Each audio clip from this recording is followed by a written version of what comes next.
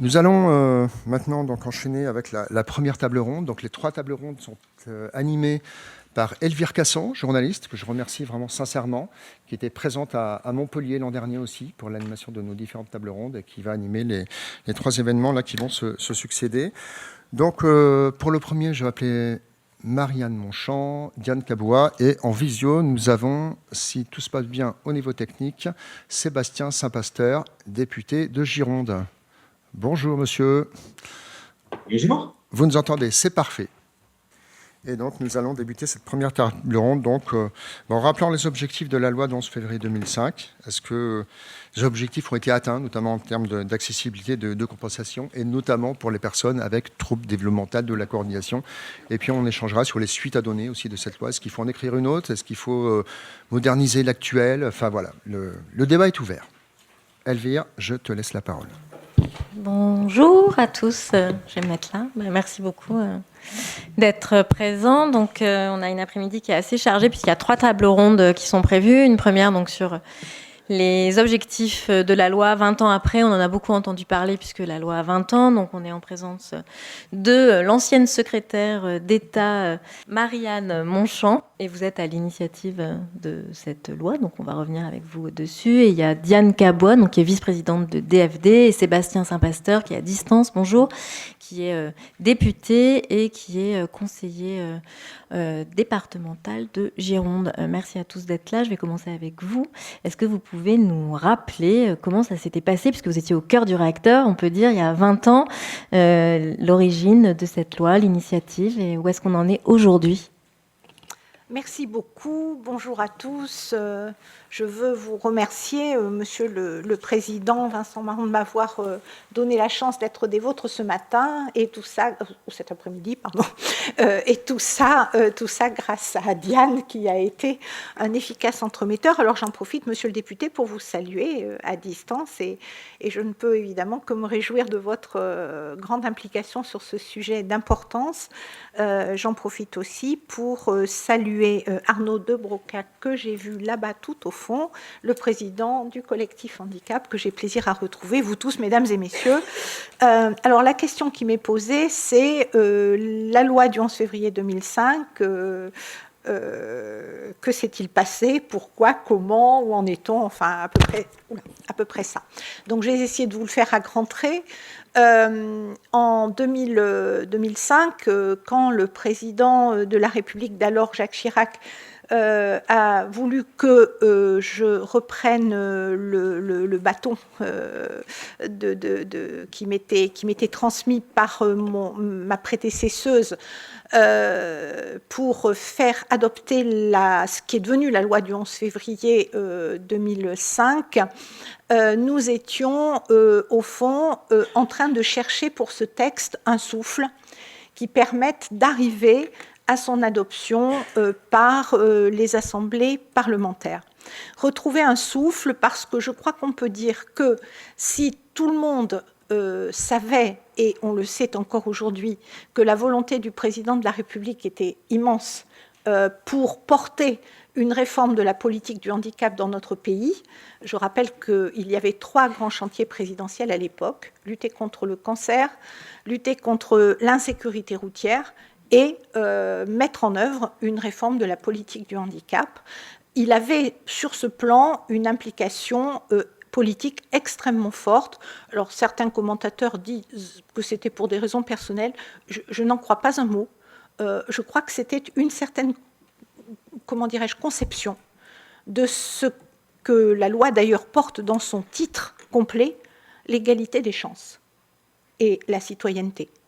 Et au fond, c'était là un véritable prétexte politique, et c'est comme ça que moi j'ai reçu une commande. Autant vous dire qu'elle n'était pas très précise, la commande. On ne vous dit pas par quel méandre de la pensée il faut passer. Simplement, vous observez qu'on est dans une forme d'impasse de la négociation, et il faut essayer de trouver les moyens de faire aboutir un texte avec une très forte volonté politique. Et donc, se sont posées différentes questions. Déjà des questions de méthode, je vais y revenir. Ensuite, des questions d'orientation du texte, je vais aussi y revenir. Et évidemment, dans ce texte, la référence au handicap cognitif, on va dire ça pour faire court, sur lequel, naturellement, je reviendrai brièvement en essayant de ne pas être trop longue. Vous m'arrêtez quand vous trouvez que je suis trop longue. Voilà. Donc, pour revenir effectivement sur les raisons de se doter d'un commun, en quelque sorte, pour sortir de considérations que, en vous parlant très franchement et très directement, on pourrait considérer comme des considérations catégorielles. Vous voyez, quand on dit handicap, enfin, vous le savez mieux que personne, on dit quelque chose qui relève de la perte de chance, qui relève de la complexité à interagir dans un environnement qui n'est pas pensé pour vous. Mais on dit tout, on dit rien. Quel rapport entre une personne tétraplégique, une personne avec une schizophrénie et une personne qui vit avec une dyspraxie? Je veux dire, il n'y a juste aucun rapport.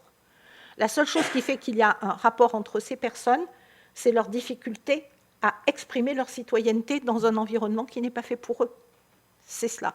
Et donc, si vous voulez, le risque eût été de considérer qu'on pouvait dans le texte faire une addition des demandes de chaque catégorie, ce qui était perdu d'avance, parce que d'abord, on en aurait oublié, mais aussi parce que, en réalité, ce qui intéresse nos concitoyens, c'est que la loi soit capable de toucher à l'intime de leur situation. Une bonne loi est une loi durable en ce que, quelle que soit la période ou quel que soit le contexte, elle continue de faire sens dans son esprit pour la communauté nationale. Et donc, la difficulté était celle-là. Donc, à la question de la méthode, je me suis permise, avec ceux qui m'entouraient à l'époque, un cabinet ministériel formidable, mais aussi un tissu associatif remarquable de vitalité, de faire, ce qui à mon avis est quand même le b.a.-ba, consulter, mais pas consulter pour la forme, pas consulter pour dire je les ai vus, ça c'est fait. Non, non, consulter pour essayer de comprendre. Comprendre. Parce que je peux vous dire que ça n'est pas intuitif que de comprendre. On peut savoir et ne pas comprendre. Voyez ? Et la difficulté souvent de la représentation nationale, c'est de passer du cap de je sais, alors il y a aussi le cap de j'ignore. Ça, à mon avis, c'est fautif, mais de je sais à je comprends. Et le je comprends passe par une forme d'immersion, d'attitude d'humilité, où en fait on postule qu'on ne sait rien et qu'on a tout à apprendre. Et tout à apprendre de qui ? Évidemment, des associations et des personnes elles-mêmes. Et ça, si vous voulez, c'est le socle. Et c'est par cela qu'au fil du temps, toujours grâce à cette méthode qui est exigeante, mais qui est incontournable, on a pu faire émerger une notion dont je sais qu'elle est compliquée et qu'encore aujourd'hui elle pose question, parce qu'on l'a dit à l'envers, et donc puisque vous me donnez l'occasion de m'exprimer, je le fais, c'est la question du projet de vie. Certains ont été dire, c'est la double peine, parce qu'on demande à une personne en situation de handicap d'avoir un projet de vie, là où on ne demande pas à un citoyen ordinaire d'en avoir un. Je comprends le film, je vois l'idée. Pour autant, c'est un syllogisme, car le problème de l'enfant en situation de handicap, quand sa famille est confrontée à sa situation de handicap, c'est cette sidération qui fait que ce qui était prévu, ce qu'on avait imaginé, ce qu'on avait appris de ses propres parents, de sa fratrie, devient beaucoup plus compliqué. C'est pas comme ça que ça se passe. Et cette sidération-là fait que dans certains cas, elle est bloquante à un point qu'on finit par se trouver dans des impasses qui finissent dans certains cas par s'appeler, d'un terme absolument inepte, mais que d'aucuns utilisent parce que c'est le seul qu'on trouve, les sans solution. Vous voyez ? Ouais, les nulle part, ceux qui ne sont, qui, au fond, parce que leur situation est complexe, se retrouvent dans des impasses de réponse et ne voient pas leurs besoins pris en compte. Oui, juste pardon, les sans solution, c'est beaucoup pour tous les adultes et les enfants qui ont un trouble du spectre autistique et qui, enfin, c'est à ça que vous faites référence ou non ? Attendez. Non. Oui. Parce que c'est ce qui se dit dans... C'est ce qui se dit. Mais c'est un jargon particulier. Oui, c'est un jargon particulier. Mais je le reprends ici parce que je fais le pari que chez tous ces adultes, pour lesquels on n'a même pas fait l'hypothèse que l'on pouvait se trouver face à une situation de dyspraxie, par exemple, parfois même de dyslexie, eh bien, on va se retrouver dans des formes d'impasse du parcours, d'impasse de la réponse qualifiée. Et moi, j'appelle ça une situation sans solution au sens de l'impasse. Je n'aime pas bien les approches essentialistes, pour tout vous dire. C'est-à-dire que pour moi, c'est générique le sans solution. Et je prétends que dans certains cas, on n'a pas su trouver, on n'a pas su fabriquer la solution ou la réponse. Donc, pour reprendre mon propos sur l'histoire de la méthode, au fond, l'idée du projet de vie, c'était simplement de dire qu'il était fondamental de redonner à nos concitoyens, avec leurs besoins spécifiques, la possibilité de se projeter pour eux-mêmes et pour leur famille en fonction de leurs choix, en fonction de leurs préférences, en fonction de ce qui les détermine. Et pour réussir à rendre cette projection possible, alors il fallait se demander comment la loi pouvait disposer des points de repère structurants qui allaient ensuite s'imposer aux professionnels, aux acteurs, à un environnement qui concerne la personne pour les rendre atteignables. Quels sont ces deux grands fondamentaux ? Le premier d'entre eux, c'est l'accessibilité. Alors vous allez me dire, mais l'accessibilité, ça concerne surtout l'accessibilité aux personnes qui ont un handicap physique. On sait bien que non. L'accessibilité éducative, l'accessibilité au savoir, pour le coup, la marche, elle est gigantesque. Et je pense qu'elle concerne beaucoup les troubles 10 et la dyspraxie, à l'évidence. On aura peut-être l'occasion d'y revenir. Donc ça, c'est le point. L'accessibilité comme un élément principiel, si vous voulez, qui doit à tout moment nous occuper. Avant de dire on va choisir une solution backstreet, on va choisir une solution de dérivation, commençons par interroger l'accessibilité. C'est quand même la question de l'école, cette affaire-là. Mais il y a beaucoup à dire. Le deuxième élément, c'est la compensation. Le droit à compensation. Le droit à compensation qui est là pour faire socle et pour permettre à la personne et à ses proches de se doter des points d'appui qui vont permettre effectivement de se projeter.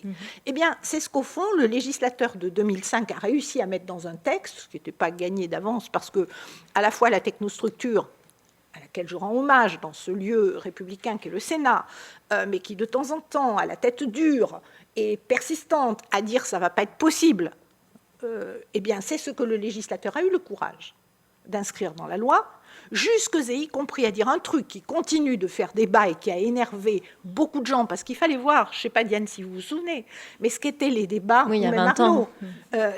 Je ne vous raconte pas les noms d'oiseaux que je me suis pris, moi, en bas dans l'hémicycle, ça tombait de partout, quand le législateur a osé dire que l'enfant en situation de handicap devait être inscrit dans l'école de son quartier. Oui, l'école ordinaire. Alors là, panique à bord.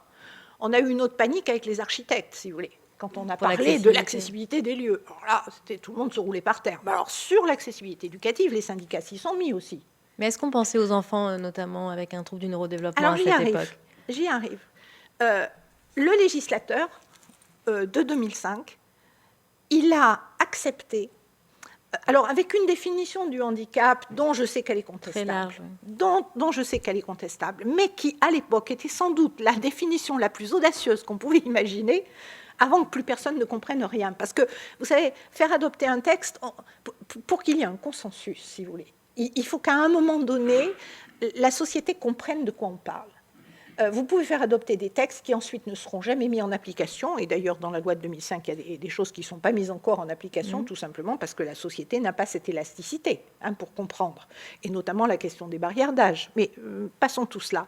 Mais pour en revenir à cette histoire, le législateur, il a, avec cette définition du handicap, qui peut-être est contestable, mais qui était bien pratique, parce qu'elle est énumérative et qu'elle dispose la situation de handicap, on fait les deux, et la situation de handicap.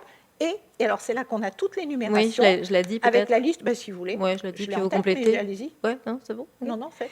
Donc, c'est l'article 114 du Code de l'action sociale constitue un handicap au sens de la présente loi. Toute limitation d'activité ou restriction de participation à la vie en société subie dans son environnement par une personne en raison d'une altération substantielle, durable ou définitive d'une ou plusieurs fonctions physiques, sensorielles, mentales, cognitives ou psychiques d'un polyhandicap ou d'un trouble de santé invalidant. Alors, comment vous dire ? Ça fait un cahier des charges vaste. Il y a tout le monde. Pour les législateurs de 2005. Mais ça évite, si vous voulez, de mon point de vue, parce que c'est ça la vocation d'un texte, que la société ne sache pas de quoi on parle. Et le fait d'avoir amené le handicap cognitif dans cette énumération, c'était une victoire. On la doit aux associations. On vous la doit. Parce que ça n'était pas, c'était pas du tout spontané. Déjà, qu'est-ce que les gens pouvaient bien se représenter de ce qu'était le handicap cognitif? Alors, il y avait des gens très avisés qui étaient déjà dedans. Et puis, il y avait quelques figures aussi médiatiques qui ont pu contribuer à bien expliquer ce que c'était, mais convenait. Et que l'un des risques, c'était de tout faire basculer dans le champ de l'autisme. Vous voyez? Parce que c'était plus facile à transmettre comme forme de communication ou d'explicitation auprès d'un grand public. Les troubles 10 ont toute leur place, évidemment, dans cette définition par la mention cognitive, et je dirais que cela ouvre la voie à une vision en abîme de plus en plus précise et de plus en plus profonde, qui permet effectivement d'éviter de créer des amalgames et qui suggère d'arriver jusqu'à la singularité de la personne. Et au fond, pour ce qui me concerne, ce pourquoi je me suis battue dans ce texte, c'est pour que, si vous voulez, l'approche réformatrice n'oublie jamais la dimension de la situation de la personne dans sa singularité. Et il faut être capable de la retrouver. Alors, sur l'école, effectivement, je considère que, là encore, le fait d'avoir mis cette mention qui est parfois totalement incomprise est absolument déterminante. Et contrairement à ce qu'on croit, cette mention dans le texte et cette structuration du texte ne dit jamais qu'on met de force l'enfant dans un environnement scolaire, ça ne dit jamais non plus que l'on crée un schisme entre l'établissement et l'environnement ordinaire, cela dit simplement que la République dispose que l'école est partout là où est l'enfant de la République. Et ça, c'est un principe qui fonde le socle républicain. Et c'est à partir de là, effectivement, que tout un travail a pu être fait, a pu être engagé pour amener effectivement l'école à interroger la manière dont, par son organisation, par la formation de ses professionnels... Qui est arrivée tardivement, quand même. Qui est arrivée tardivement, mais vous savez, je vais vous dire... Ça arrive en 2019. Mais, non, mais... Je veux dire... Je suis absolument de votre avis. L'idée n'est pas de savoir face à une réforme si c'est demain matin que les choses se fassent. L'idée est que cela imprime un mouvement qui ne s'arrête jamais. Et à la question, faudrait-il faire un autre texte? Je veux dire, s'il faut faire des textes, oui, faire. Ou rester sur la compensation. Mais j'ai envie de vous dire, faire un autre texte pour contourner l'esprit de la loi et pour, au fond, se satisfaire du fait qu'elle est en chemin et qu'elle n'est pas aboutie, et que décidément, beaucoup d'évolutions doivent encore être mises en œuvre dans l'esprit de la loi, je crains que ce ne soit une fausse idée. Il y a une chose que je voulais dire, parce que tout à l'heure, ça a été évoqué par vous, Monsieur le Président, je ne le vois plus, mais... c'est la question du diagnostic. Alors, je vous livre une sensibilité personnelle. Donc moi, je ne suis plus aux affaires, donc je suis d'une liberté totale, c'est absolument confortable pour moi. Alors, la question du diagnostic, elle est absolument décisive, mais à la condition que la manière dont le repérage se met en œuvre le plus tôt possible, et en particulier avec l'extraordinaire action des CAMSP, que je veux saluer, puisque Geneviève Laurent est dans la place, je ne la vois pas non plus, mais je sais qu'elle est là, qui a un rôle absolument, les CAMSP ont un rôle absolument majeur à jouer, c'est que jamais le repérage ne se fasse dans la confrontation scolaire. Je ne sais pas si vous voyez ce que je veux dire. Très souvent, l'accès au repérage se fait parce que la situation de l'enfant dans l'environnement scolaire apparaît à un moment comme compliquée. Et c'est très souvent une confrontation extrêmement douloureuse, difficile, pour laquelle l'école n'est pas aujourd'hui, à mon avis, à la hauteur de la marche, et qui ne peut se résoudre que par une approche écosystémique dans laquelle l'enfant et ses proches, et l'ensemble de ceux qui peuvent l'entourer à un moment de son parcours, sont capables de faire une petite communauté, de prendre soin, qui permet de poser des hypothèses sur une situation neurodéveloppementale qu'on peut interroger. Mais je me défie de la confrontation scolaire parce que je sais les ravages qu'elle a pu occasionner, que ça n'est pas le rôle de l'école et que ça ne doit pas dispenser l'école de renforcer l'accessibilité éducative par tous les moyens. J'ajoute que les troubles 10, et en particulier la dyspraxie, sont un stress test, si vous me passez l'expression, majeur pour l'école, en ce que cela oblige à re-questionner l'accessibilité des savoirs pour tous. Et que c'est par cet investissement-là qu'effectivement, nous pourrons non seulement mieux répondre aux aspirations normales de nos concitoyens avec des troubles 10 et singulièrement une dyspraxie, mais qu'en plus, l'école de la République fera le chemin de la singularité et des besoins spécifiques, ce qu'elle ne fait pas. Aujourd'hui, vous pensez qu'elle ne le fait toujours pas ? Elle le fait beaucoup mieux qu'avant, mais elle ne le fait pas suffisamment. D'ailleurs, on sait bien, quand on regarde les circonstances de l'échec scolaire, quand on regarde le taux, au fond, d'échec et la nature même de ces complexités, qu'un chemin important est encore à parcourir pour amener à l'accessibilité éducative. Voilà, j'ai été longue, mais si vous voulez, vous m'interrogiez sur la fabrique de la loi de 2005, j'ai tenté de vous donner la méthode qui avait été utilisée parce que c'est la seule à laquelle je crois, pour tout vous dire. On ne sait rien quand on est parlementaire, on apprend tout des parties prenantes et on apprend tout de la société civile qu'il faut questionner et avec laquelle il faut travailler et construire. Le deuxième élément, ce sont des fondamentaux qui, à mon avis, sont pérennes. Accessibilité, compensation, ça je suis désolée, mais la question est posée. Alors elle pose des questions de financement, elle pose des questions de mise en œuvre du texte, et de continuer à avancer sur ce chemin-là. Et le troisième sujet, c'est véritablement la question de l'école qui se traduit évidemment bien plus tard par toutes les évolutions que la personne peut vivre dans son parcours de citoyen. Voilà ce que je pouvais dire pour répondre à cette large question que vous m'avez posée. Oui, merci beaucoup. Mais j'ai une dernière question sur les deux piliers de la loi, donc qui sont accessibilité et compensation. Aujourd'hui, est-ce que vous pensez qu'il faut rester sur ces deux piliers ou est-ce qu'il ne faudrait pas faire un peu différemment en autonomisant, j'aime pas trop ce terme, plus les personnes en situation de handicap? Est-ce qu'on pourrait faire différemment? Si vous voulez, comment vous dire, l'autonomie, elle ne se décrète pas. Aucun d'entre nous n'est autonome. Vous ne l'êtes pas, je ne le suis pas. Ce que je sais, c'est que pour exprimer ma citoyenneté, parfois ça marche, et de temps en temps, quand je suis dans certaines situations, je peux échouer dans l'expression de ma citoyenneté.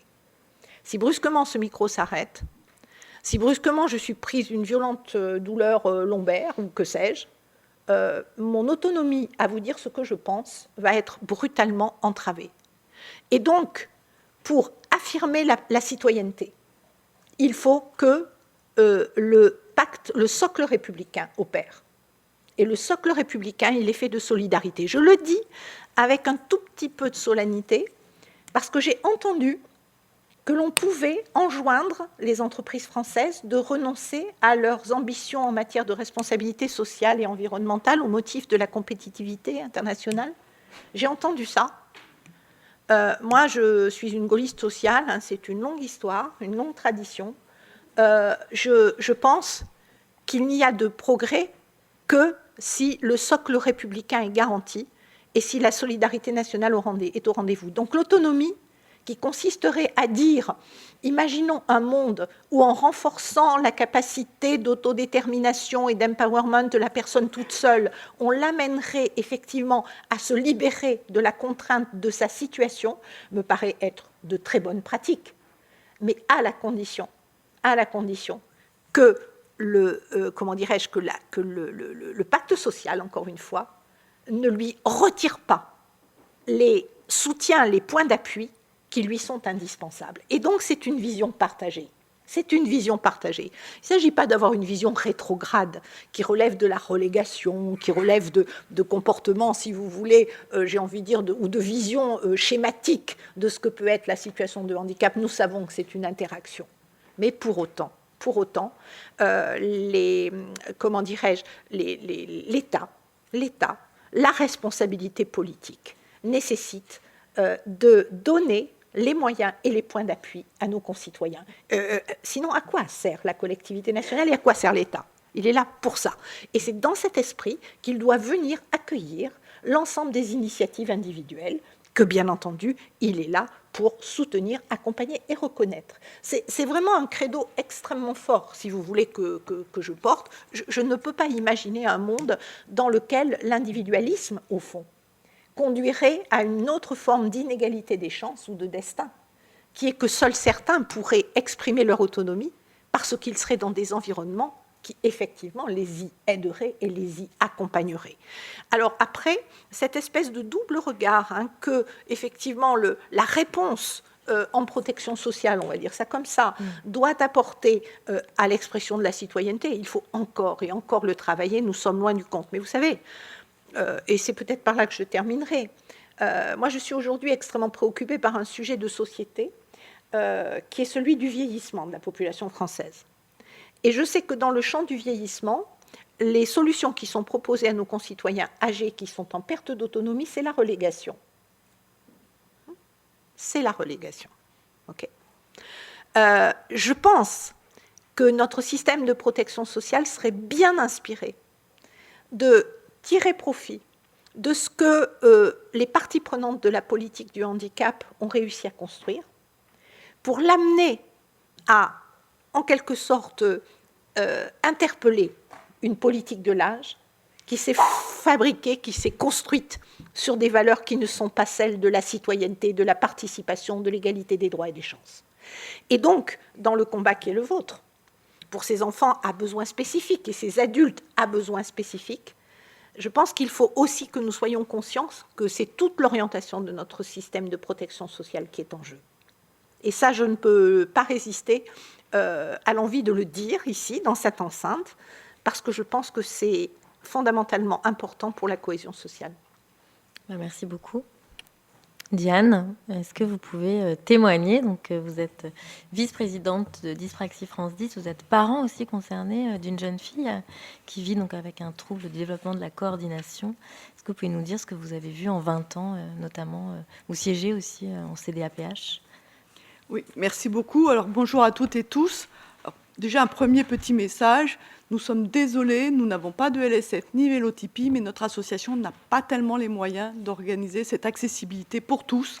Donc, excusez-nous, nous avons fait ce que nous pouvions. La première chose, moi, je voudrais revenir sur cette loi. Ça ne vous a pas échappé que beaucoup de colloques et de réunions, de rapports ont été faits sur ces 20 ans de la loi. Nous, ce que nous avons souhaité, c'est de mettre effectivement le focus sur le TDC. Pas qu'on ne s'inscrive pas dans la loi en général, c'est dans l'esprit de DFD de travailler en interassociatif avec toutes les autres associations, et je salue Arnaud du collectif handicap, et je vous invite à lire le rapport du collectif handicap sur les 20 ans de la loi. Donc on s'inscrit complètement dans ces réflexions associatives sur la loi, mais il nous semblait important aussi à un moment de mettre le focus sur le TDC. Alors, déjà, moi, première chose, moi je veux repartir de la définition, l'égalité des chances. Tu tiquais un peu sur le sans-solution, moi je reviens quand même sur le sans-solution, parce qu'effectivement, aujourd'hui, on n'est pas sur une égalité des chances. On est dans le handicap ou on n'est pas dans le handicap. Et à un moment, quand on n'est pas dans le handicap, on a le droit finalement à rien. Je prends un exemple, un jeune qui a plusieurs troubles, plusieurs difficultés qui ne sont pas complètement des troubles, mais des difficultés, mais quand même, quand on les associe, à la fin, ça quand même donne une situation de handicap, sans qu'il y ait un diagnostic de ceci ou cela, mais au bout du bout, ça compte. On en parlait avec des bénévoles, on avait un certain nombre de bénévoles qui disaient « Moi, mon fils, il a un TDC, et il a des troubles de la cognition sociale. » Mais on ne dit pas complètement qu'il est TSA, mais enfin, l'enfant qui a un TDC avec ce type de difficulté, puisqu'on ne pose pas le diagnostic d'autisme, eh ben, c'est quand même pas la même chose. Et si en plus, il n'est pas très bon en orthographe, mais quand même, il n'est pas tout à fait dysorthographique, tout ça, ça se cumule. Et quand on a des difficultés qui se cumulent un petit peu, à un moment, c'est de la situation de handicap. Donc ça, aujourd'hui, ceux-là, on n'en parle pas. Effectivement, il y a les adultes non diagnostiqués. On n'en parle pas. C'est très compliqué, puisqu'aujourd'hui, pour pouvoir faire valoir des droits, il faut un diagnostic. Donc déjà, il faut pouvoir avancer les moyens. Donc maintenant, on a fait des choses pour les enfants, les PCO par exemple, mais un adulte, nous, on a régulièrement des appels d'adultes qui nous disent comment je fais ? Ah ben non, le neuropsychologue, il faut payer, l'ergothérapeute, il faut payer. Non, il n'y a rien qui peut vous aider, il faut payer, parce que je ne parle pas des endroits gratuits où on pourrait aller, qui n'existent quasiment pas, on n'a pas de personnes formées capables de le faire. Donc il y a une vraie difficulté pour toutes ces personnes qui sont en dehors du champ. La loi, je vais y revenir un petit peu, il faut qu'elle soit généraliste pour tout le monde, mais il ne faut pas qu'elle oublie notre public. Et notre public est aujourd'hui extrêmement mal identifié. Pourquoi ? Parce qu'on est mélangé effectivement avec les troubles 10. Donc vous dites à quelqu'un dyspraxie, il vous dit « Ah oui, c'est ceux qui ont du mal à lire ». Non, je ne vous parle pas de dyslexie, je vous parle de dyspraxie. Ah non, ça n'a rien à voir, c'est un autre sujet. Donc on ne sait pas. Quand on est à l'école, par exemple, eh ben, on a des Ulysse TSLA quelquefois. Bon, alors on est quelquefois dedans, mais on a des jeunes qui sont dans des Ulysse pour une déficience visuelle, parce qu'ils vont avoir surtout des troubles visuospatiaux. Il y en a qui sont dans des Ulysse pour handicap moteur, parce que c'est plus le graphisme et le geste qui est plus important. Et finalement, quelquefois, ça va dépendre de la comorbidité qui va être là, ou trouble du comportement, ou autre chose. Donc, on est très mal identifié. Demandez à l'école combien il y a de dyspraxiques, elle n'en sait rien. La MDPH n'en sait rien. On est très très mal identifié. Donc c'est les vrai chiffres, c'est 5% quand même. Hein, oui, non, mais ça, modo. c'est Non, mais voilà. Mais les organismes aujourd'hui savent pas dire. Pardon, je finis. Oui. Ne savent pas dire exactement combien on est, qui on est, etc. Et donc les médecins, pas nécessairement non plus. Hein. Oui. Et puis, non, mais enfin, il faut le dire quand même dans le dépistage, ça et n'aide pas. À l'école, par exemple, à en l'université, on n'est pas dans les mêmes catégories. Donc, si on veut faire des évolutions de cohorte, on n'en sait rien, parce qu'une fois, on va être dans les troubles moteurs, une fois, on va partir dans les troubles du langage et de la parole. Bon, enfin, on part un peu là où on veut bien nous mettre, selon la personne, finalement, qui a coché la case. Donc, un problème vraiment d'identification. Tu parles des professionnels, eh oui, un des gros problèmes, c'est que pour avoir un diagnostic, il faudrait avoir des professionnels, Vincent l'a dit. Sur les adultes, on ne sait pas où sont les neurologues qui peuvent poser un diagnostic. Moi, en région parisienne, je cherche toujours pour pouvoir orienter les gens. C'est un vrai casse-tête. On n'a pas de professionnels d'accompagnement. Donc ça, c'est la première chose. Après, je voudrais parler de points un petit peu concrets, quand même, en revenant un petit peu à la loi. Donc, problème de financement. Problème de financement, je le disais, en amont de la reconnaissance. On n'a pas de diagnostic, on ne rentre pas à la MDPH. Même si je rappelle qu'on n'est pas le handicap, c'est pas la MDPH. Hein. On peut très bien être en situation de handicap et pas faire de dossier MDPH. Ça a été très compliqué pour l'Éducation nationale de le reconnaître.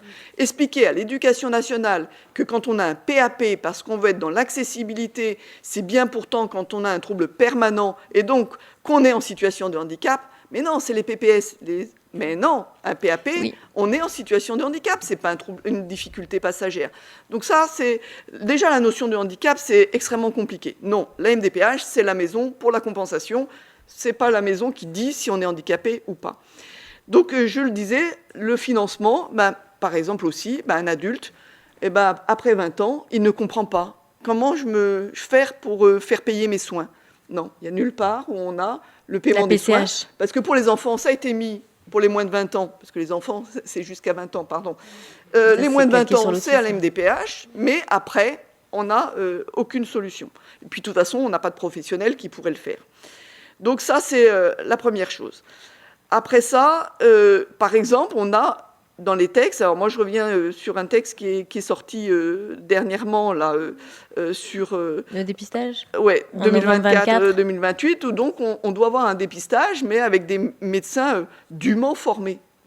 Ils sont où les médecins dûment formés, quoi, honnêtement, moi je vois encore des médecins, on leur dit dyspraxie, TDC, ils n'ont même pas entendu le nom. Ça me rappelle une assemblée générale qu'on avait eue avec DFD, où on avait eu un monsieur qui s'était levé dans la salle en disant ben voilà, moi je suis médecin généraliste, j'ai un fils de 13 ans qui a une dyspraxie. J'ai mis très longtemps à le diagnostiquer parce que j'avais jamais entendu parler de ce truc-là. Il était médecin, c'était il y a quelque temps, mais ce sont des choses qui existent encore. Pour le handicap, et là je vais revenir sur la compensation, à la MDPH, il y a une Bible extrêmement importante qui s'appelle le guide barème. Ah oui, je suis désolée, je ne peux pas être à un colloque sans parler du guide barème, parce que c'est quand même un peu spécial. Le guide barème... 2007 2007, pas actualisé depuis 2007, donc autrement dit, les neurosciences, on les oublie un petit peu. Une vision extrêmement médicale, et qui permet d'ouvrir certains droits. Donc il y a certains droits qui ne sont pas ouverts aux personnes qui n'ont pas un certain taux. Je pense par exemple à l'AAH, l'allocation adulte handicapé. À partir de 81%, c'est automatique.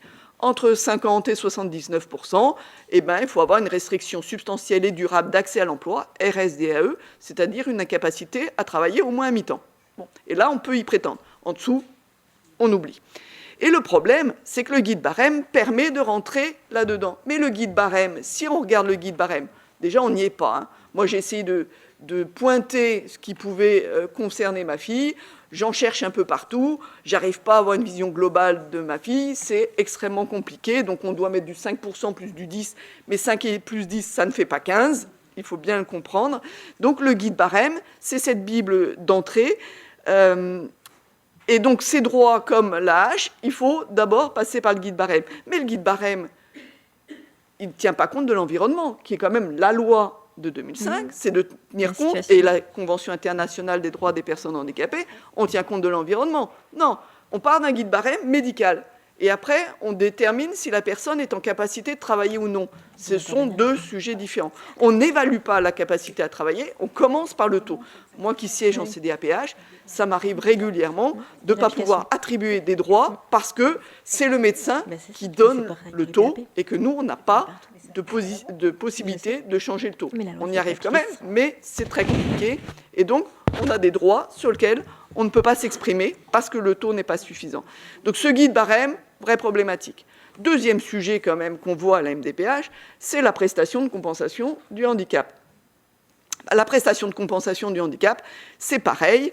On a un certain nombre de critères qui permettent de définir si on y a le droit ou pas. D'abord, la PCH, et puis après, donc la prestation de compensation du handicap, et après les différentes PCH. Mais nous, déjà, les personnes avec TDC, elles rentrent quasi, à part s'il y a des comorbidités, elles ne rentrent pas beaucoup dans les critères pour la PCH. Quand même, on a eu une avancée en 2023. On a pu ouvrir la PCH justement aux personnes avec des troubles cognitifs, troubles du neurodéveloppement et handicap psychique, pour pouvoir quand même revoir un petit peu ça. Mais on n'y est toujours pas. C'est-à-dire que si on ne rentre pas là-dedans, on ne va pas pouvoir rentrer dans les différentes prestations de compensation du handicap. Et je vais prendre un exemple qui peut concerner les dyspraxiques, et Vincent en a parlé. On a un groupe de travail sur la parentalité. On a aujourd'hui des adultes avec dyspraxie, il ne l'a pas dit vraiment, mais soit qui ont un enfant et qui sont en difficulté, soit qui sont en désir d'enfant et qui hésitent à franchir le pas, soit ceux qui renoncent à avoir un enfant parce qu'ils se disent qu'ils n'auront jamais l'aide nécessaire à avoir un enfant. Aujourd'hui, où on dit qu'on a tous le droit à la parentalité, non, on se rend compte qu'on a des personnes dyspraxiques qui ne rentrent pas dans l'éligibilité à la PCH parce qu'ils auraient ce besoin d'accompagnement à la PCH parentalité et ils ne peuvent pas y accéder. On n'a pas de PCH pour le permis de conduire. Quand on a des personnes qui font 120 heures de conduite, on n'a pas de financement, on n'a rien. Et donc là, on se rend compte que sur un certain nombre de mesures, le TDC n'est pas suffisamment connu, pris en compte. Est-ce qu'on ne fait pas du lobbying suffisamment fort? J'en sais rien. Pourtant, on se bat avec nos petits bras de bénévoles. Mais on voit bien qu'aujourd'hui, on n'y arrive pas. Donc, si je repars de la personne et de l'égalité des chances, qu'est-ce qu'on constate? C'est qu'on a tout un tas de personnes qui passent à côté. Parce qu'ils ne sont pas complètement ceci, ils ne répondent pas complètement à cela. On a prévu certaines choses pour certains, mais finalement, pas tout le monde. Et donc, moi, j'aime bien dire qu'il y a quand même un continuum. Et ce continuum, je crois qu'on l'oublie souvent. On est handicapé ou on ne l'est pas. Si on est un petit peu au milieu, un petit peu à la marge, et là, c'est un problème. Et finalement, on se rend compte qu'il faut... C'est terrible à dire, mais pour les enfants, c'est souvent ce qui se passe un peu. L'enfant, il n'est pas assez ceci, pas assez cela pour qu'on s'en occupe. Et on attend qu'il s'écroule, qu'il ait la tête sous l'eau pour dire, bon, maintenant, on va peut-être le repêcher. Voilà. Moi, j'ai eu le cas une fois, je le cite, mais c'est parce que ça m'avait beaucoup agacé, un jeune qui n'était pas assez en situation de handicap pour avoir un dossier à la MDPH et une AEH, et qui, 1 ou 2 ans après, on a revu le dossier passer pour une demande d'orientation IME. Là, on se dit... on est peut-être passé un petit peu à côté de quelque chose. Et donc, on n'est pas dans ces mesures de prévention. On n'est pas dans la prévention, on parlait d'estime de soi, de toute la prise en charge psychologique. Souvent, on dit, nous, la psychologie, on en a besoin pour les personnes qu'on représente, mais souvent, comme une conséquence du handicap, c'est pas en amont, c'est pas de la psychanalyse. Hein. Bon, mais on en a besoin. Mais on pourrait en avoir moins besoin si on agissait un petit peu plus tôt. Et là, on se dit, on a encore des choses à faire. La loi, il y a plein de choses intéressantes, mais bon, d'abord, elle date un peu, puis la loi, on l'applique ou on ne l'applique pas. Hein. Je vous rappelle, aujourd'hui, le PPS est obligatoire. Combien d'entre vous ont fait un petit sondage, parents d'enfants scolarisés ont eu un PPS rédigé? Voilà, on ne se bat pas beaucoup, quand même, pour avoir un PPS rédigé. Et pourtant, c'est la loi. Moi, je sais qu'en tant que citoyen, si on me rajoute un impôt, je dois le payer tout de suite. Bon, là, ben, c'est quand on veut, on le fait comme on peut. Donc, après, j'entends, hein, il y a des difficultés pour répondre aux gens, mais est-ce qu'il faut réécrire une loi quand on voit que, de toute façon, les lois... Alors, il y a des choses qui sont totalement obsolètes aussi, quand même, dans la loi, mais bon, ça, on passe après. Mais... on a quand même énormément un problème dans la mise en œuvre, dans l'esprit même de la loi. On commence par l'esprit de la loi qui n'y est pas aujourd'hui, en tout cas pour notre public. Ouais, mais, enfin, Diane vient de faire une démonstration, enfin je trouve, hein, absolument remarquable de ce qui doit régir le mode de fonctionnement des institutions républicaines. Il y a la loi, l'esprit de la loi, le cadre légal, et il y a ensuite la mise en œuvre et l'application. Et tout ce que vous venez de démontrer, mais avec une force qu'on vous connaît, Diane, et qu'on partage, et une indignation qu'on partage, mais si vous voulez, relève de la mise en œuvre et de fonctionnement administratif qui, quelque part, distorde, dévoie l'esprit de la loi. Et ça, c'est un mal institutionnel que nous devons combattre. Et quand vous dites on fait du lobbying, on n'en fait peut-être pas assez, je ne sais pas. Ce que je crois, c'est qu'aujourd'hui, on a besoin d'une interpellation extrêmement directe du décideur public pour lui demander comment, au fond, dans la fabrique de la mise en œuvre des textes, et en l'occurrence de celui-là, puisque c'est celui dont on parle, il entend respecter l'esprit du législateur.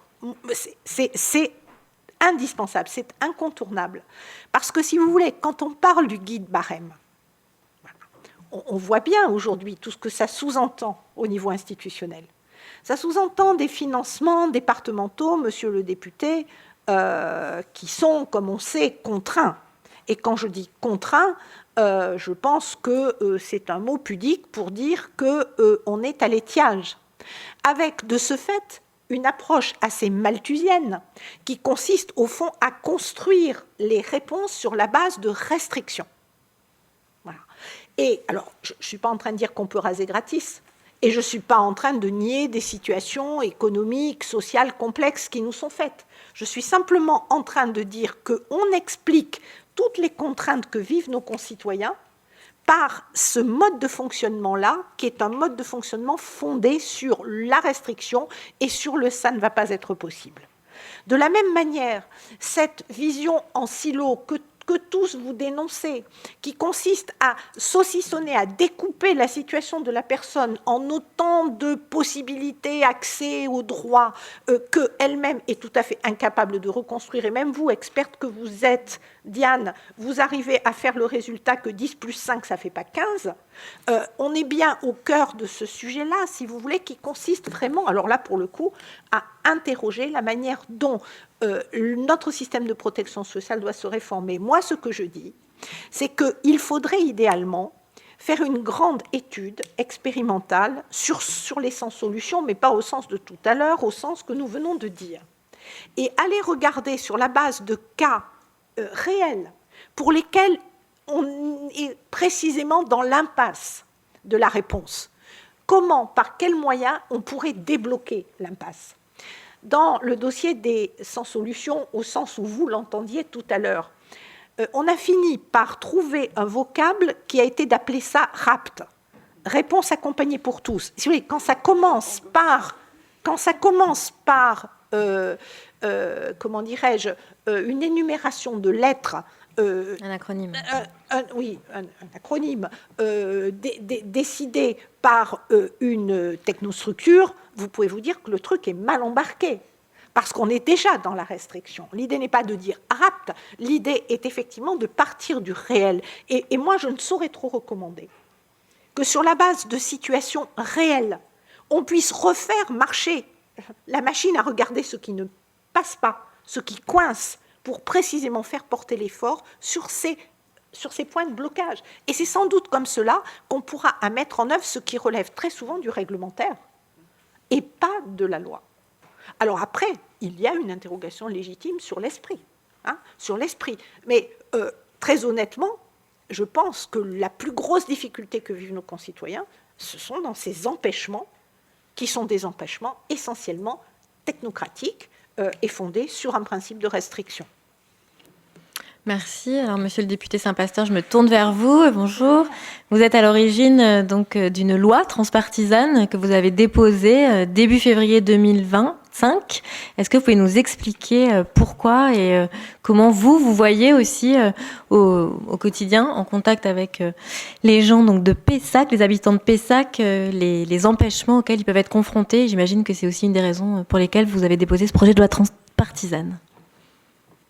Bonjour à toutes et tous. Déjà, merci pour les propos qui ont été adressés et qui sont assez intéressants parce qu'ils permettent de naviguer entre l'esprit de la loi, presque une vision civilisationnelle de notre pays, et puis la mise en œuvre effective. Alors, j'ai eu le plaisir et l'honneur de présider une CDAPH, donc ça m'a fait beaucoup écho là quand on entend parler de guide barème et de RSDAE. C'est passionnant, mais c'est là où en fait la loi elle s'applique et où on voit qu'il y a des restrictions et des empêchements qui sont encore très importants. Alors, je n'ai pas déposé de loi. Ce que j'ai fait, c'est que j'ai porté une initiative un peu différente, qui était celle de demander au gouvernement de partager son temps de travail gouvernemental avec le Parlement, Assemblée nationale et Sénat, pour mettre à l'agenda politique de 2025 un texte de loi d'amélioration d'effectivité dans le champ du handicap. Pourquoi ? Parce que tout simplement, et ça a été évoqué à plein de reprises, il y a énormément de nécessité de modernisation et de mise en œuvre effective de la loi de 2005. Et pas que de celle-là d'ailleurs. Je vais prendre un exemple. J'ai été candidat aux élections de 2024. La loi impose depuis 2022 que tous les candidats déposent une profession de loi en facile à lire et à comprendre au niveau de la préfecture. Et j'ai constaté en fait que j'étais le seul candidat sur ma circonscription à l'avoir fait. Tout simplement, la loi, elle permettrait, je vais parler d'un mot qui fait beaucoup discuter aujourd'hui, si on impose en fait que cette obligation fasse l'objet d'une inéligibilité si elle n'est pas respectée par les candidats, je vous promets que du jour au lendemain, tous les candidats déposeront une profession de loi en facile à lire et à comprendre. Et il y a plein de choses comme ça qui peuvent être améliorées, mais si on regarde le dernier kilomètre des politiques publiques, moi j'ai toujours été étonné qu'on puisse ouvrir en CDAPH un droit à un matériel pédagogique adapté, sans forcément qu'il y ait une AEH qui permet de financer l'ergothérapie pour la prise en main de cet ordinateur. C'est quelque chose qui est incohérent parce que au final, le peu d'argent qu'on investirait pour faciliter la prise en charge de ce matériel informatique pour l'enfant, il serait très très rapidement récupéré dans en fait les améliorations pour le suivi scolaire de cet enfant. Vous avez une multiplicité de sujets sur la RSDAE, ça a été très justement abordé. Il est complètement hallucinant que aujourd'hui, lorsque vous êtes en situation de handicap, sous ce régime 50-80 RSDAE, si vous travaillez plus d'un mi-temps, vous voyez supprimer le bénéfice de l'allocation adulte handicapé. Oui. Qu'est-ce que ça induit? Ça induit que si vous avez un emploi à 20 heures lié à une fatigabilité, par exemple, qui vous est proposé, vous le refuserez parce qu'il est plus intéressant de vivre avec l'AH, qui est au-dessus de 1 000 € aujourd'hui, qu'avec un 20 heures payé au SMIC. Donc, il y a plein de petites choses comme ça qui peuvent être adressées. Et l'idée avec ce travail un petit peu collectif que je souhaite porter, et la balle est aujourd'hui dans le camp de Madame la Ministre, il y a plus de 200 parlementaires qui ont signé pour avoir ce temps de travail gouvernemental sur la base de l'article 48.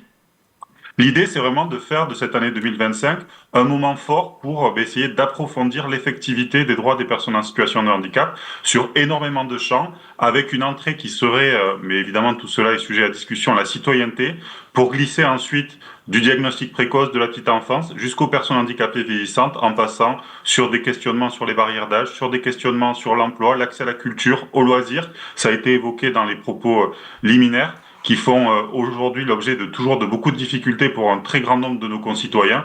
Et en son sein, dans ce texte de loi, moi j'ai une sensibilité plus particulière au niveau des TND, parce que je pense que sur les troubles 10, pardon de les évoquer de façon assez générale, il y a beaucoup d'améliorations qui sont assez peu coûteuses, qui peuvent être mises en place, notamment au niveau de l'école. Et en tout cas, c'est l'ambition que je porte. Une loi qui est une loi d'humilité. Je crois que le mot a été énoncé par Marianne Monchamp avec beaucoup de justesse. Et une loi d'utilité.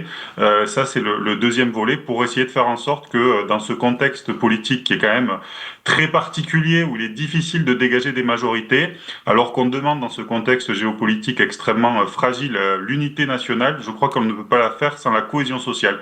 Et le handicap est un sujet qui pourrait regrouper les deux assemblées, tous les bords politiques, et c'est pour ça que d'ailleurs cette initiative, elle est coportée avec un député des Républicains, qu'on a rencontré le président de la Commission des Affaires sociales du Sénat, qu'on a Madame Le Nabour, qui est députée EPR, Olivia Grégoire, qui soutient la démarche, Sébastien Pétavy, évidemment, qui a porté de nombreuses avancées. Voilà l'idée, voilà l'impulsion. La balle est dans le camp de Madame la Ministre et je sais que les associations auront un rôle extrêmement important à jouer. Le collectif handicap a porté des propositions et sous le véhicule d'un projet de loi, donc d'initiative gouvernementale, et c'est ça qu'on propose au gouvernement. On aurait aussi, parce qu'il ne faut pas non plus se soustraire du monde réel, hein, on a des contraintes budgétaires qui sont importantes, la possibilité pour le gouvernement de maîtriser budgétairement en fait les impacts qui seraient, je pense, pour beaucoup de mesures, pas si important. On n'est pas obligé d'avoir une révision globale ou de la PCH si on n'est pas en capacité de le faire à l'instant T pour des questions budgétaires. Mais en tout cas, c'est une loi, à mon avis, qui serait utile pour essayer d'approfondir et d'améliorer l'impulsion qui a été donnée en 2005, qui a été quand même assez remarquable dans son ambition et qui démontre, je crois que Marianne Monchamp a parlé de la volonté du président Chirac à l'époque, que là où il y a une volonté, il y a un chemin. Et moi, j'ose espérer que dans ce contexte politique un peu fragmenté, le handicap puisse permettre de réunir l'ensemble des sensibilités politiques autour d'une ambition commune. Merci beaucoup. Est-ce que vous pouvez donner un exemple des ajustements auxquels vous avez songé, avec lesquels vous travaillez, notamment en ce qui concerne les TND? Vous avez parlé de l'école. Oui. Vous avez parlé aussi... Il y a plein de choses. Le matériel pédagogique adapté que j'évoquais, en fait, par exemple, qui est souvent un ordinateur, il ne se limite pas à ça. Ça peut être aussi des livres adaptés qui pourraient être fournis et mis à disposition des établissements scolaires. Moi, je suis choqué, par exemple, qu'aujourd'hui, lorsque vous avez des aménagements qui sont proposés au niveau des examens, au niveau du brevet, lorsque vous arrivez au niveau du bac, on vous les refuse. Donc, si vous voulez, il y a des automaticités à apporter, il y a des questions d'organisation aussi. Quand on passe au collège, les parents font souvent du nomadisme auprès des professeurs pour expliquer les spécificités de leurs enfants au niveau des besoins d'apprentissage. Il y a besoin aussi d'avoir une régulation et peut-être de changer le paradigme pour que ce soit l'école et les enseignants qui se mettent à disposition des parents d'élèves pour voir comment en fait on dialogue avec les parents pour la question des aménagements pédagogiques lorsqu'il y en a besoin. Et puis je pense, et je vais dire ça ici, je pense que je serai entendu, il y a des questions de prise en charge aussi de certains accompagnements qui sont aujourd'hui assez défaillants, qui sont par le prisme de l'AEH, je pense à psychomotricien, je pense à l'ergothérapie, qui pourrait faire l'objet, notamment ça a été évoqué quand il y a des PAP, de petits forfaits, ou en tout cas de dispositifs d'accompagnement un peu plus réduits peut-être, pour en gros qu'on ait ces premiers pas au niveau des troubles 10. Après, sur le handicap, évidemment, le sujet est extrêmement plus vaste. On n'évoque pas de la même façon une dyspraxie qu'une situation qui va toucher une maison d'accueil spécialisée. Mais en tout cas, l'intention, elle est là. Et l'idée, c'est d'être vraiment en dialogue. Et j'ose espérer que ce chantier il sera ouvert pour trouver les points d'amélioration concrets qui changent de façon déterminante le quotidien des familles et des personnes en situation de handicap qui sont concernées. C'est vraiment ça. Humilité, utilité, et essayer d'avoir, à l'occasion de ces 20 ans de la loi de 2005, ces 50 ans de la loi de 75 aussi, qu'on va célébrer avant l'été, un texte qui soit un texte un peu du témoignage, du maintien de cette volonté partagée, qui est, à ce niveau-là, plutôt dans les grands principes, un texte d'égalité et de respect pour les personnes qui sont malheureusement en situation de handicap et limitées dans certaines activités de leur vie quotidienne. Merci beaucoup, monsieur le député. Si vous avez des questions, c'est maintenant. Oui, vous pouvez donner un micro. D'accord, ok. Bonjour, donc je suis Jean-Claude Petit, je suis dyspraxique et papa d'enfants dyspraxiques, donc c'est la joie de vivre à la maison. Juste une petite chose toute simple pour venir sur le côté pratique. Mon fils, quand il a changé... moi j'habitais La Rochelle, on a divorcé, on est parti à Épernay et il avait un ordinateur, il a fallu qu'il change d'ordinateur parce qu'on n'était pas dans le même département. Avec la MDPH ? Avec la MDPH, ouais, tout à fait. Donc sympa quoi, il a été 6 mois sans ordinateur quand on est arrivé à Épernay, donc la galère quoi. Monsieur le député, vous voulez intervenir ? Oui, mais enfin, comme je me vois que moi-même, donc c'est un peu désarçonnant, mais c'est pas très grave. Je ne veux pas perturber, mais je voulais juste rebondir sur cette histoire de changement de département et sur en fait comment il faut réinterroger aussi les modalités d'intervention. Aujourd'hui, très clairement, je pense qu'il est plus coûteux et moins efficace de faire acheter les ordinateurs par l'éducation nationale plutôt peut-être que de déléguer cette possibilité par le biais d'un forfait d'achat et des préconisations directement vis-à-vis des familles. On a aujourd'hui, c'est des systèmes qui sont très consommateurs de main d'œuvre, peu efficaces. On a besoin aussi de réinterroger certaines choses. Et d'ailleurs, j'étais assez interloqué sur la question, le fait que les guides barèmes soient évoqués. Il y a besoin aussi d'avoir un vrai travail de toilettage sur pas mal de mise en œuvre effective. Et je pense que ça, c'est des sujets qui pourraient améliorer concrètement les choses. Parce que ça, c'est des choses qui peuvent vraiment pourrir la vie d'une famille et c'est extrêmement complexe quand vous changez de département, parfois de faire basculer les droits d'une collectivité à l'autre. Merci beaucoup. On va finir. Effectivement, il est prévu, il y a eu une annonce qui a été faite par la ministre Étienne Poella, et je pense qu'on en parlera lors de la table ronde numéro 3, un choc de simplification des MDPH, donc je pense que c'est dans les chantiers en cours, mais on posera des questions dans la table ronde numéro 3 pour savoir qu'est-ce qui pourrait être mis en place pour améliorer la vie des adultes et des enfants avec un trouble du développement de la coordination. On prend une dernière question, oui. Alors, je me présente Karine Pescara. Je suis moi-même en situation de handicap, mais rien à voir avec les troubles 10. Mon fils est dyspraxique. Alors, je voulais rebondir par rapport à ce que vous disiez tout à l'heure, Madame Monchamp, si j'écorche pas votre nom. Je suis tout à fait d'accord avec vous par rapport au rôle de l'école, en fait, qu'il fallait renforcer l'accessibilité et que l'autonomie ne se décrète pas. Je suis tout à fait d'accord. Et en fait, moi, je passe à mon fils est notifié. Donc, la MDPH a joué son rôle. Elle a notifié un PPS, qui est un droit opposable. Et le problème, moi, c'est la partie après. C'est l'application, la mise en application en établissement. Par l'école ? Oui. Et malgré que ce soit un droit opposable, quand vous demandez à ce que ce soit mis en place, on vous dit, mais vous exigez. Ce terme-là, je l'entends depuis 2 ans. Oui. Ça se passait très bien avant, et puis là, depuis 2 ans, c'est un peu compliqué. Et justement, malgré que la MDPH ait fait le nécessaire, c'est la mise en place. Et le problème, en fait, ce que j'ai remarqué depuis autant d'années, c'est que même s'il y a une référente, le problème, c'est qu'elles sont débordées, elles ne sont pas joignables. Dans certains départements, dans le mien, c'est le cas. Et elle a beau faire son travail et elle n'est pas joignable, donc on ne peut pas avoir d'échange, c'est très compliqué. Et il n'y a pas de... Comment vous expliquer ça? La MDPH, elle notifie un aménagement, sauf que sur le terrain, il n'y a personne qui va aller vérifier si c'est bien appliqué ou pas. Et quand vous, en tant que parent, vous demandez à ce que ce soit mis en place, moi, par exemple, mon fils devrait avoir 12 heures, il n'a même pas 4 heures. Alors qu'avant, il les avait, on les a enlevés, on les a mis à quelqu'un d'autre. Oui. Et je comprends qu'il y a des problèmes de budget, tout ça, ça j'ai compris. Sauf que quand on laisse trop de pouvoir, par exemple, à un chef d'établissement, c'est compliqué. C'est compliqué parce que vous jugeons mal. Un point sur l'accessibilité quand même, parce qu'on n'arrête pas de dire qu'il faut augmenter l'accessibilité. Nous, on milite vraiment pour ça. Hein. D'ailleurs, on disait en formation bénévole et on se forme à être formateur pour les enseignants notamment. L'accessibilité, c'est très bien. On veut plus d'accessibilité. Moi, j'attire juste l'attention sur une chose, c'est qu'on fait pas l'accessibilité, on décrète pas l'accessibilité. Et on dit, on supprime la compensation. Non, quand l'accessibilité sera là, on enlève la compensation. Tant que l'accessibilité n'est pas là, c'est pas parfait, hein, l'AESH. On n'est pas tous là à vouloir des AESH pour les enfants. Mais tant que l'accessibilité n'est pas là, surtout n'enlevez pas l'AESH parce qu'il est nécessaire. Non, mais c'est un vrai souci. Quelquefois, on nous dit, l'enfant doit être plus autonome. D'abord, on peut être autonome avec un AVS. Hein. On a des personnes adultes qui ont des handicaps et qui ont des assistants de vie et ils sont parfaitement autonomes. Il ne faut pas confondre dépendance et autonomie. Donc l'AESH, ce n'est pas un frein à l'autonomie. Mais par contre, c'est nécessaire tant que l'accessibilité ne s'est pas développée. Il ne faut surtout pas aller trop vite. On ne supprime pas les ESH tant qu'il n'y a pas d'accessibilité. Moi, c'était juste pour rebondir sur le fait de ce que les parents ressentent et que quand ils disent ils sont dans l'échange. Moi, je suis dans l'échange, sauf que tout de suite, on met une barrière en disant mais vous exigez. Et voilà. Et juste, on va conclure. Mais ce que vous avez dit qui est très intéressant, c'est que ça se passait bien avant. Donc, on se rend compte que le système est prof et établissement dépendant ou directeur d'établissement dépendant, ce qui est un problème. Je pense qu'on l'évoquera plus tard parce qu'on doit conclure.